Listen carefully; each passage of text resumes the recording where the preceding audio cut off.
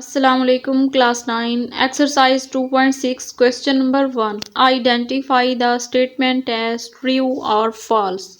इन statement को देखते हुए हमने बताना है कि क्या ये स्टेटमेंट जो है वो ट्रू है या फॉल्स है।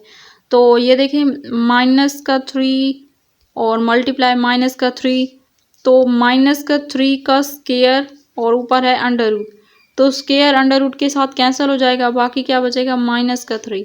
यहाँ पे क्योंकि प्लस का 3 है तो ये स्टेटमेंट रॉन्ग है, फॉल्स। इयोटा का 73 है, तो क्योंकि हमें तो सिर्फ इयोटा स्केयर की वैल्यू पता होती है कि वो -1 है, तो इयोटा स्केयर की फॉर्म में लेके आने के लिए पहले हम 2 पे डिवाइड कर लेते हैं 73 को। 2 3 द 6, 2 6 द 12, यहाँ से एक बचेगा 1, मतलब उसे हम इयोटा लिख देंगे, मतलब इयोटा की पावर 2 और बाहर 36 और इयोटा -1 की पावर 36 और इयोटा।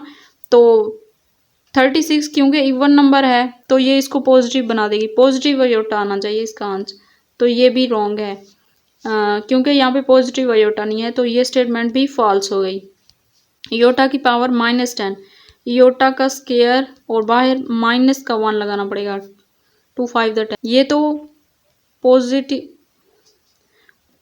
ये देखें ये माइनस का भी है और इसको इसने